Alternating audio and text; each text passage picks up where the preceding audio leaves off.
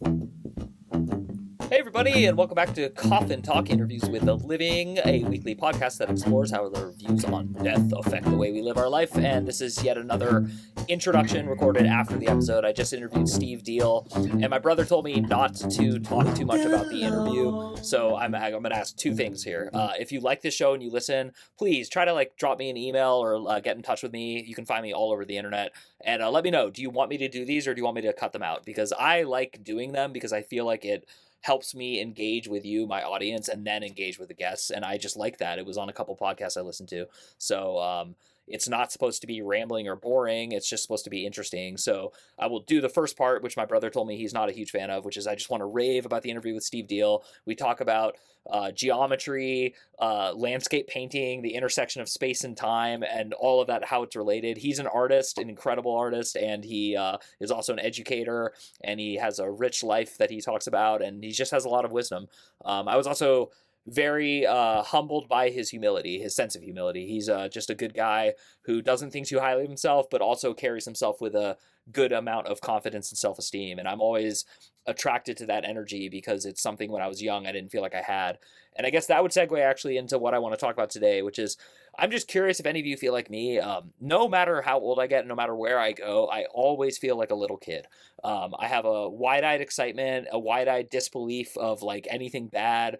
When I read headlines online, I just can't even understand how people are capable of doing these things. It's not that I don't do bad things; it's that every bad thing I've ever done has been designed to hurt myself. It's because I'm afraid of hurting other people, and it's not because of retaliation. It's because it stings and hurts so bad when I know I hurt someone. It's the number one pain I want to avoid is the feeling of hurting someone else. Whether it's through my words or my actions. So for example, you might notice that when I talk about politics, I'm always trying to mention how open-minded I'm trying to be about it because I actually am. I don't believe that what you seek politically or who you vote for actually reflects whether you're good or bad. I may disagree with leadership choices all along the way. I'm talking district, city, all the way up to the president. But I've disagreed with the presidents from both major parties many times in my life. So it's not unique to that, but it is something I want to talk about because I'm looking at the news and I'm just such a wide-eyed kid about it. I just can't believe that in the year 2025, we want to turn back the clock on gay marriage, for example. That blows my mind. It just doesn't make any sense to me how marriage as a religious thing, I don't care. I don't care if the Christian church doesn't want to allow gay marriage. That doesn't bother me at all. They're a private, organized religion. What bothers me is marriage is not religious. Marriage is 100% a state-run scam, if you will. I believe the wedding industry, the baby shower industry, and the marriage industry are all uniquely related. There's a reason the government profits off of your marriage and your divorce. And so I just think it's ridiculous that people are going out of their way to hurt people's feelings because that's all that's happening at this point. So that's me getting hot topic societal, but I do feel deeply about that. I feel very strongly about everyone's right to not be attacked and not be made to feel lesser just because of choices they make. And I think where I would draw that line is as we talk about later in this interview, maybe murder. I don't think murderers deserve the same level of respect as non-murderers, but people who are breaking moral or religious codes that aren't universally accepted, and especially not universally accepted in our country, I just have no patience for it. So anyway, I want to know if you guys feel also like a little kid, or if you feel like you are an authoritative figure. And again, I've had authority, but still felt like a kid, and that helps me identify with kids and with just people of all ages who may not feel as confident or secure in their own skin as they want to. And I feel like a lot of people are faking that, and I can sense that if I meet you and you're pretending that you have your S together and you don't. I can sense it. I won't embarrass you. I won't say it or make fun of you, but it's pretty obvious to people who have a degree of emotional intelligence. And so I am not one of those people. That's why I host this podcast the way I do. It's why I host this podcast the way I do. I actually feel compelled to constantly admit out loud that I have no idea what I'm doing or what's going on. I just know that I'm trying my best. I'm going to keep trying my best. And some days it's hard. I was in a funk the last 3 days. I don't know why. I just felt really anxious every morning and really depressed, and it wasn't fading by the normal time where I have a sip of coffee and get my stuff done. I would go to the gym, run for 40 minutes, and I'd still feel this heaviness. So I don't know what that's for. I'm sure if I search my soul, I can figure it out. But the point I'm trying to make is go easy on everyone. Go easy on yourself and everyone else. Just start going easy on people and watch what happens. And again, not talking about criminals, not talking about like, someone who didn't turn in their report on time and you're their boss. Like you can scold them and reprimand them, and we can put criminals in jail, but we don't have to be mean as we do these things. That's what I'm kind of trying to make clear, is there is an actual compassionate, nice way to still have social order and law and order. And so I would like to think that we can do that together as a team. And I'm talking about the world, not just America. So anyway, this is Mike talking before a podcast. I would like some feedback on these, because this is, I think, the third one I've done, maybe only the second. And if you hate them, I'll cut them. And if you like them, I'll keep doing them. All right. This interview that's coming up is awesome. I hope you enjoyed it. It's with Steve Deihl. He's an educator from upstate New York who educates in Manhattan, but he lives in upstate New York when he's not down there. So that was a terrible sentence. I'm not going to delete that. I'm not going to edit this. All right. Have fun. Hi, everybody, and welcome back to another episode of Coffin Talk, Interviews with the Living, a weekly podcast that explores how our views on death affect the way we live our life. And this week, our guest is Stephen Deihl. He's the author of Sensing Geometry, Symbolism and Structure in Art, Science, and Mathematics. But of equal importance to me, he is a colleague of my brother, so he is a near and dear friend by proxy, and I'm excited to interview him today and ask him lots of questions about his life in New York, his life as a educator, and also about his book. So let's get into it. Steve, how's it going? It's going well, Mike. Thank you. And thanks for the opportunity to have a conversation with you. Looking forward to it. Awesome. Yeah, and as you know, we ask all our guests, how old are you, where did you grow up, and what generation, if any, do you consider yourself a member of? Sure. I grew up in the 1960s. I was born in the 1960s, sorry. And I grew up in northern Illinois. Oh, cool. In a small college town just west of Chicago.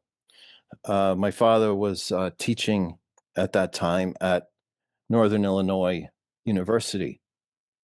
He taught film study and history of film.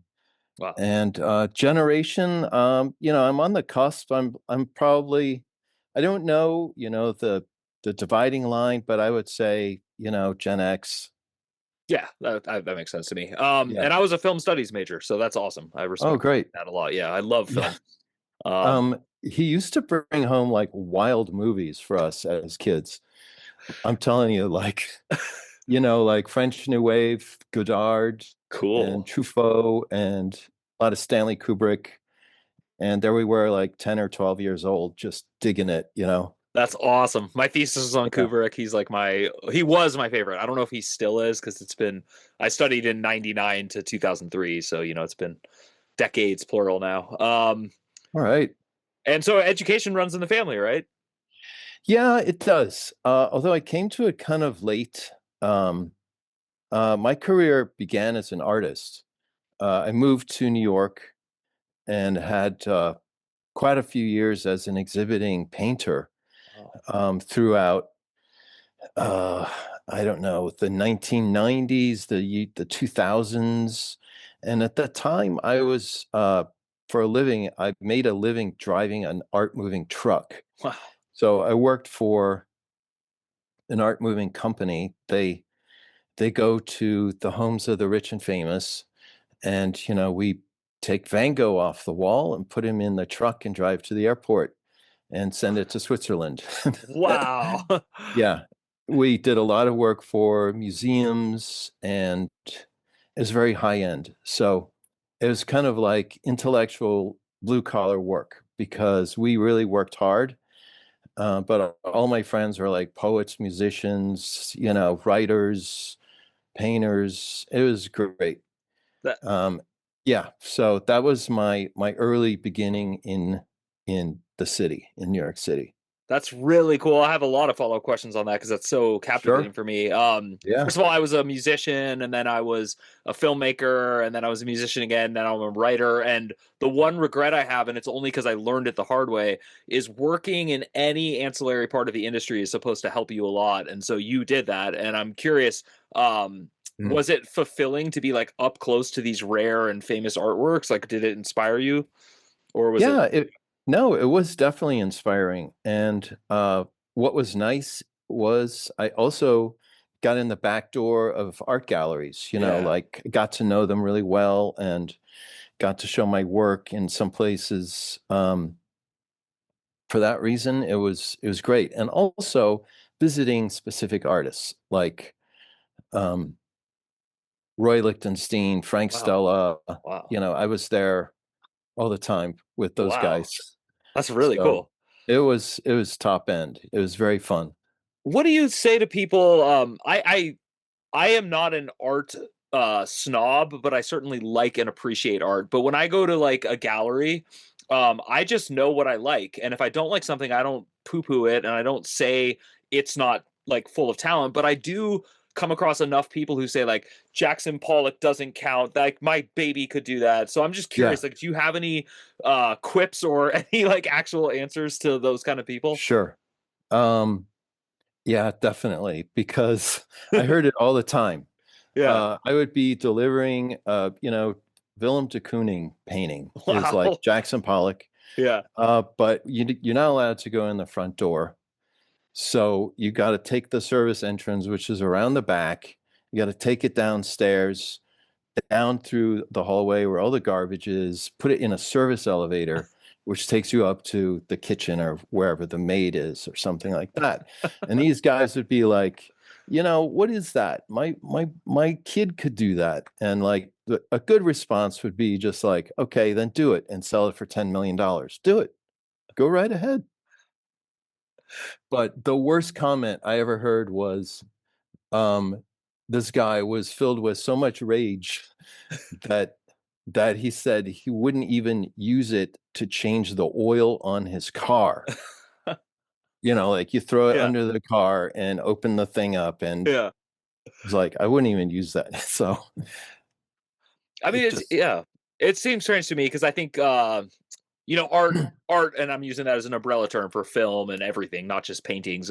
yeah, If it evokes emotion and if it evokes an experience, then I think it is art. But I also don't even care what counts and doesn't count as art. But I am more curious about what you think. How do you feel about art as a son of a film studies professor who also obviously values film and the visual arts and all yeah. that? Um, well, for me, it's a compulsion. I can't not be an artist. And so, it's like almost a lifelong struggle. But there is no easy way of making money at it. You got to pay your dues to sing the blues and all that. Um, but people, it's misrepresented a lot as well, there are definitely some elitist elements to it, um, and a lot of it seems very contrived, Mhm. to be perfectly honest. But I like abstraction and things that are not representational. They require a background. Like there needs to be some story that goes with it from the artist's perspective. It could be just a white canvas with like perhaps, oh, let's take Mark Rothko or Barnett Newman, for example. And there was like a lot going on there that was very spiritual. Mhm. And for that reason, I mean, it may not be apparent directly, to an outside viewer, but I think it's like learning another language. Mhm. You Wow. have to appreciate like the visual language, and apply that to your person.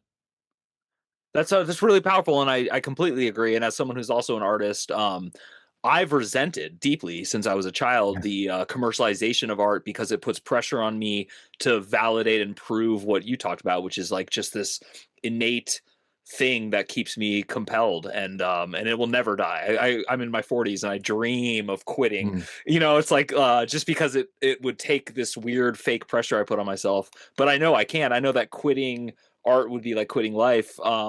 So so as you transitioned and you entered into teaching and all that, were you from your own autobiographical perspective, were you giving up art or were you transitioning? I mean, you wrote a fabulous book on the sacred like geometry of art and all that. I put the word Yeah. sacred in, but yeah. Okay. Yeah, actually, I got my master's degree in mathematics Wow. because in in university, in my undergrad, I took engineering courses and calculus and that sort of thing, and then I got a fine art degree to graduate. So I've always had this weird kind of like split balance, and I've always tried to merge it, integrate it together.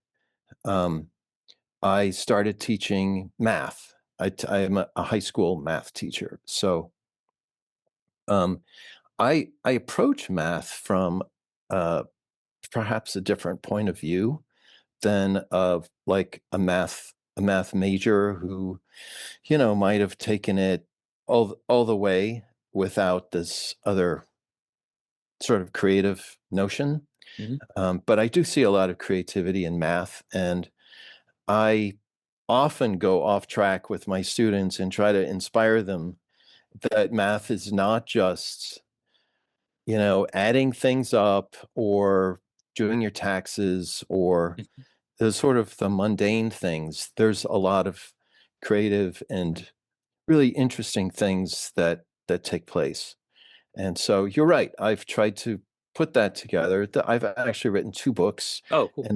and the second one is directly related to 19th century developments in math and literature and art because it was that was very important time for creativity, the Romantic era, etc. But people usually don't consider or think about like what were mathematicians doing in the Romantic period in Europe.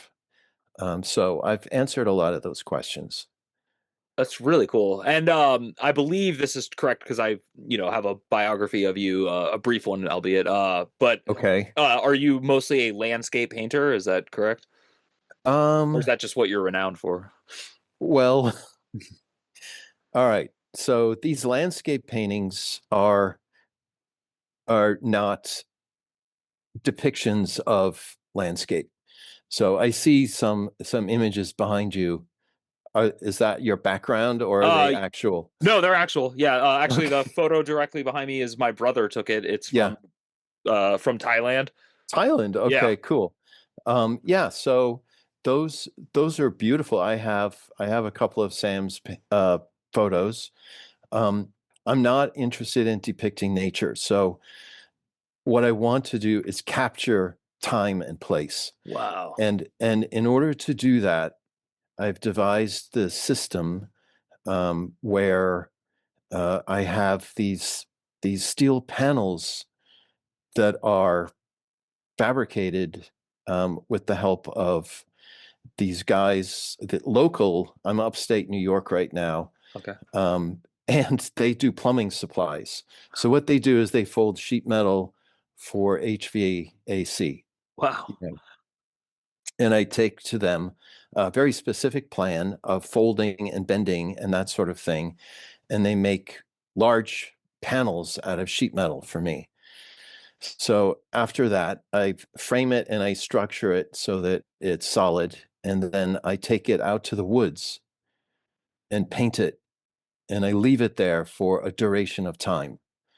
So, and it's flat, it's horizontal. Okay. So, what I do is I mix very slow drying oil paint into the surface, and I spread it on with a wide blade like you might use for sheetrock or drywall.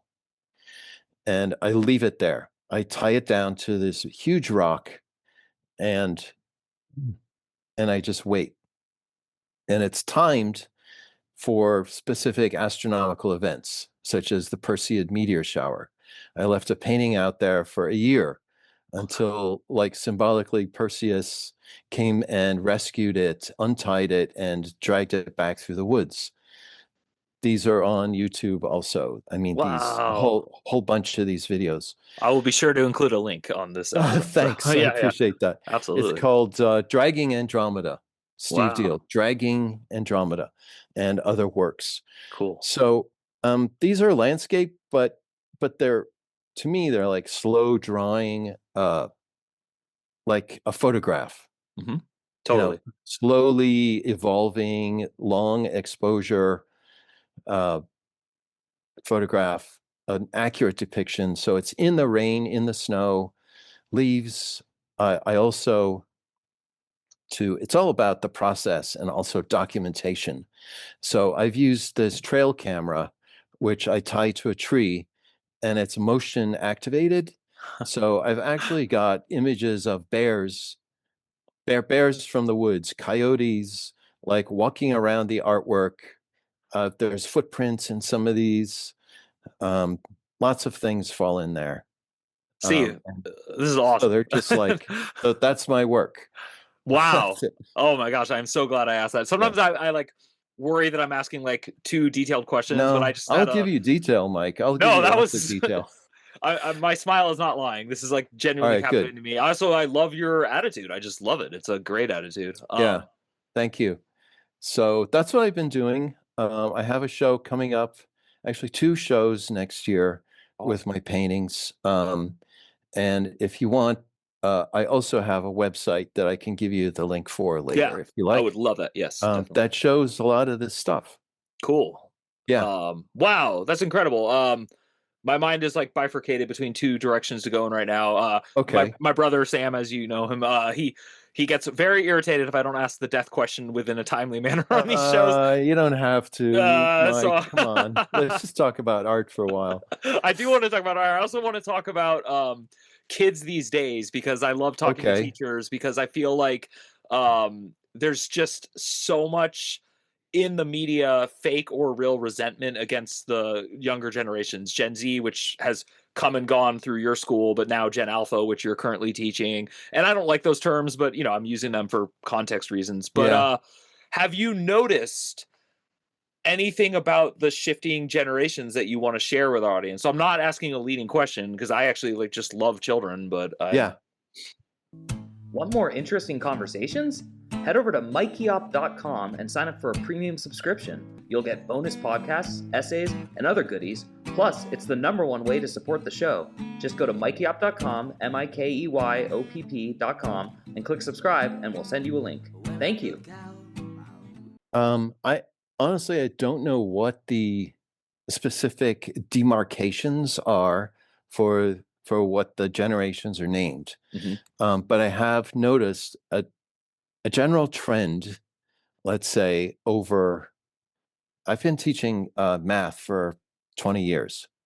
And I feel uh, like students are getting less and less involved in it. And I know that it's like at the bottom rung of what they're interested in. A lot of teachers will say this, and students like social studies and history, and those are things they can really relate to. In math, I always get the question like, what am I going to use this for? Um, I I answer that by saying it trains your mind how to think very precisely Wow. and rationally. If you want to make an argument with somebody, especially if you're thinking about being a lawyer or something like that, you've got to take philosophy and logic courses. But I think that I've seen, perhaps with the advent of social media and phones, that kids are too reliant on it and they're cheating on their homework. There's all sorts of apps you can use. It's not just GPT. It's also like math apps where it'll not just show you the answer, but every step in the solution. Wow. But I'm left by saying, like, I didn't teach you that. How are you manipulating this equation? I know it's out there. So I think that I kind of am afraid that the percentages of students are getting, the ones that will really succeed are getting smaller Wow. because they care. Yeah. They care enough not to, cut corners. And you can't do that, in real life for your job. I don't know. Yeah. Maybe I'm just, applying what I know to trends that I hear about, but I feel like it's there. No, I think the only people we should be asking these questions of are educators. Honestly, I really feel Yeah. that strong. Or educators of under 18-year-olds. Even But there are even yeah. definitely, I'm just going to say there are definitely some bright spots. I mean, you know, there are a whole bunch of kids that are really motivated, and you can see it in their eyes, and they're going to go places. That's cool. I know it. I write reference letters every year, and there's always, some that are, ambivalent, or maybe their goals are set elsewhere, Hmm. and that's fine. I'm not pushing anybody into college, Yeah. and I think that's wrong. Uh-huh.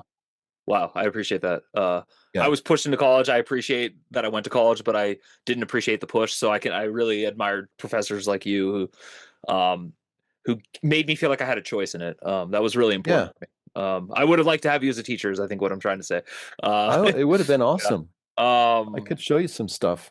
what and I love math actually. I had a yeah, I'm an English person and I was an English teacher, Okay. but I have a mathematical mind. I do like calculations on road trips to Oh, figure good. out exactly when I'll show up. And that's what I always tell people when they ask when would I use math. I just say if you're bored and you want to figure out like ratios and time and things like that, you need at Yeah. least algebra. So and then I wanted to ask just a little bit because you are so knowledgeable. I know nothing about artificial intelligence. I read like Mm. Barron's articles on it and like things like that because I'm curious, but I don't use it and I'm intentionally not using it for the same reason. If I could go back in time, I never would have tried smoking cigarettes. Like I just don't need something that seems that addicting in my life, but I'm not anti AI, but I do know that it's making life so easy that I'm kind of curious how to defend like foregoing AI if you're a young person. I'm curious if you have any opinions on how AI is going Yeah. to be ushered into society. Um, well, it's a tool, and lots of people, like the wheel or pliers or a ramp, tools are useful for construction. And uh, I mean, the problem is, how do you control it? Uh-huh. Not, and, you hope that society is pointed in the direction of being, beneficial to everyone, um, and not every man for himself, which would, be like, I can get away with this. I'm going to use, AI. I think business models are using it for their advantage, in terms of, not just writing letters, but actually putting together like huge data, like large points of data that need to be sifted and sorted through. AI models could efficiently do that. Um, Do yeah, you, but I am against, for example, uh, computer graphics. I don't really consider that art. I don't know. yeah. I'd rather see the hand of the maker involved in the process. Yeah. And that's kind of why my work is in that direction. Yeah. No, I love how you described your work. I'm going to go on YouTube after this and look at it, but Okay. I yeah, and I ask about AI only when it seems relevant because I'm the opposite. I'm a rose-colored glasses wearing fella, and sometimes that catches me. Really, it's not a skill. Like it doesn't help me in life sometimes because things like elections seem fantastically beyond my imagination, and then they come Mhm. into fruition, and I just don't see things coming sometimes because I really have this deep love of humans and humanity. And I'm not saying that like there's a wrong or a right outcome to elections. What I'm trying to say is I really have no grasp on like the pulse of people and what people are thinking and doing. And so part of this show is a vehicle for me to like understand just each of us on an individual level and then just apply that in my head to like how to see the chaos and what the chaos really is. So this is kind of my way of leading into the pivotal question of the podcast, which is what do you think happens when you die? If you don't care to answer that version of the question, you could go the more positive route, which is, do you see a meaning to life? Do you believe in a meaning for life? Um, yeah. So, the point of your podcast is to, discuss, in philosophical terms, right? Yeah, exactly. What individuals think. And, uh, you know, I, I will answer your question, but you've done like at least 200 of these, right? Is Mhm. there a consensus, or or are there always like different viewpoints, right? There's many viewpoints, and there's viewpoints within what I would call a viewpoint that don't actually add up to being the same viewpoint, yet the people categorize it that way. So, for example, anytime someone says, "Well, I'm a Christian," they don't give the Uh-huh. same answer. They give like Okay. their version of Christianity. So that is the best way to answer your question. Yeah. My family, for generations, we've been uh, mainly with the Episcopal Church, and I grew up. Um, my son is baptized as in that, um, and so I do have somewhat of a religious background, but I consider myself to be more universalist. Mhm. And what that means is I acknowledge that there are prophets and wise people, and and that there are moral codes that need to be adhered to. But I also don't think there's just a single religion. I mean, how could there be? So, do you The believe? world the Yeah, world is so vast. yeah. So, do you believe within this code of ethos of ethics, then that would mean that there is a meaning to life? Or do you think, like, to use a cliche phrase, anything counts, it's all okay, like, I'm okay, you're No, okay? there is a meaning to life, but I think it comes down to individual. Um, I think that an individual has to do is obligated to make the most of his or her life and not to waste it. In other words, you have to go for things and maybe not second guess yourself. Um, you just have to try, and you can't kill people.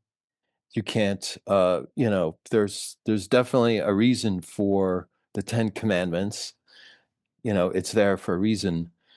Um, but I think that um, humanity has to survive, and everybody has to really do their best. I know that sounds cliched, Yeah. but this is why, when I'm teaching my students, it upsets me when I know that they're cheating. Like, why can't you just try?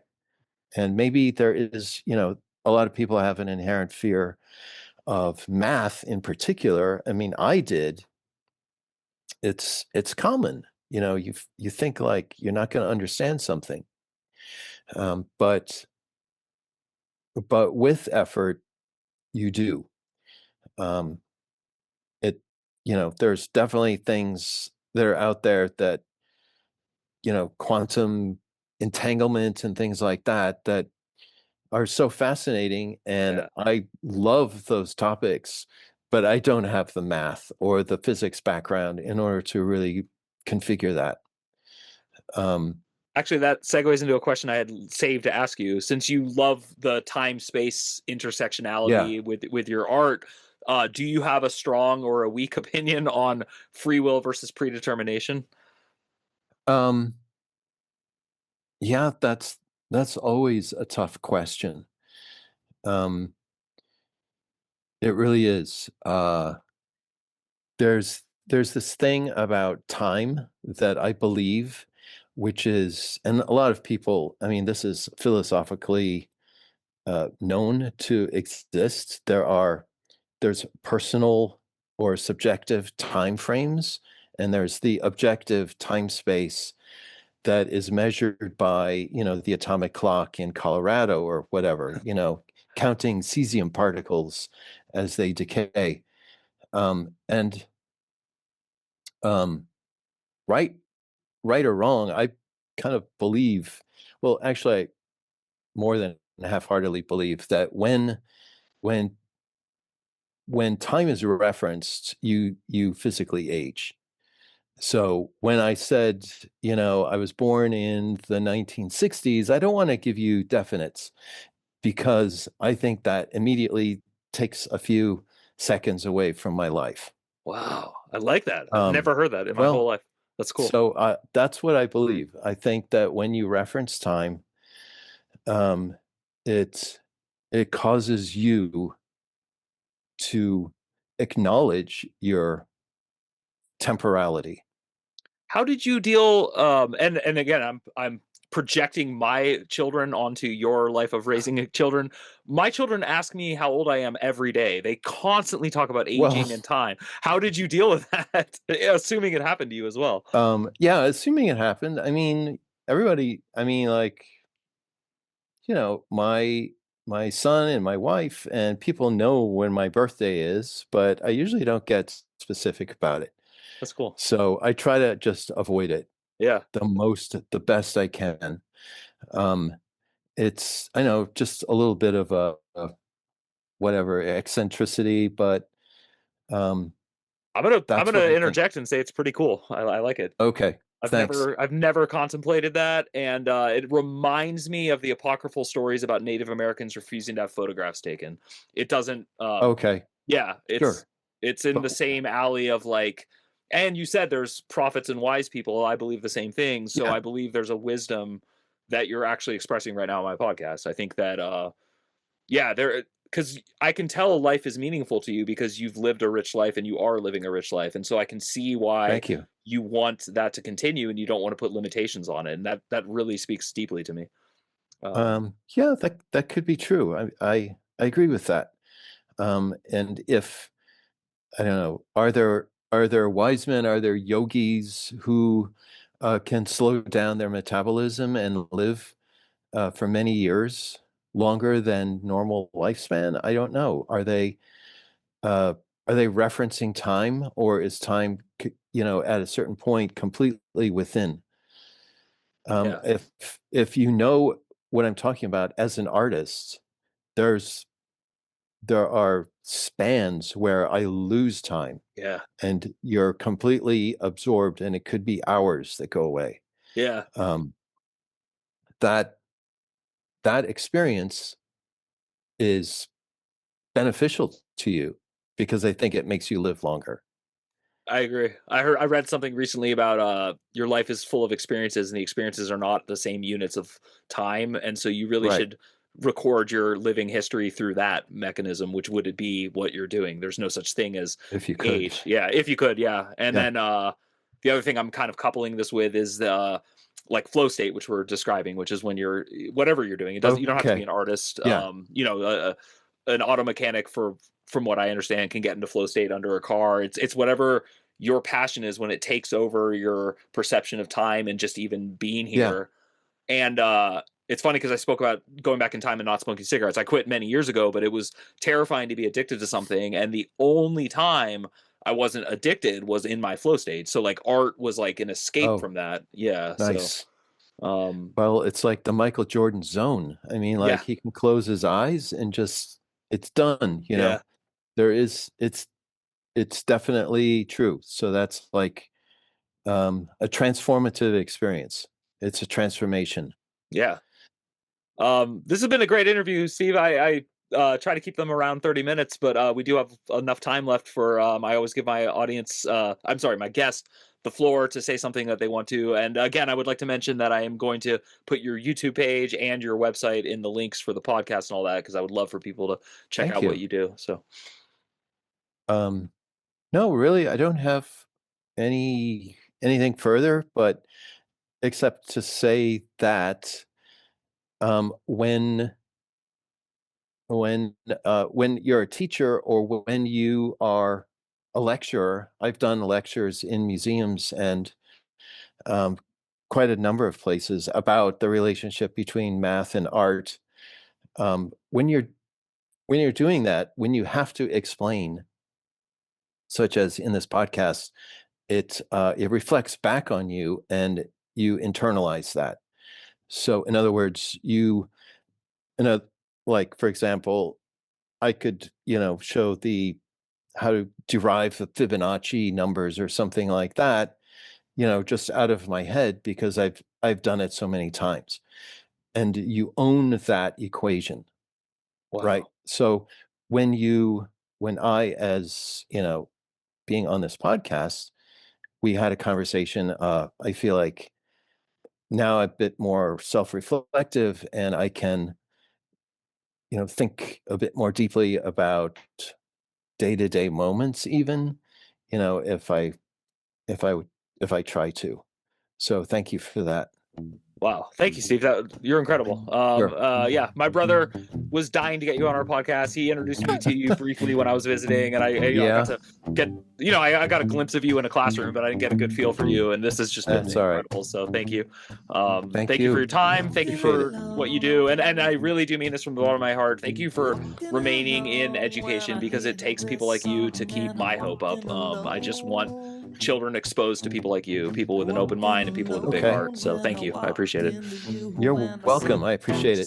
Awesome. To everyone at home, thank you again for tuning in to Coffin Talk. Whether you're watching or listening to us, the best way to support the show is to head over to mikeyop.com. That's MIKEYOPP.com, and subscribe for the free weekly essay that I write. All right. Thank you again, Steve. Thank you to everyone for listening, and we will see you soon.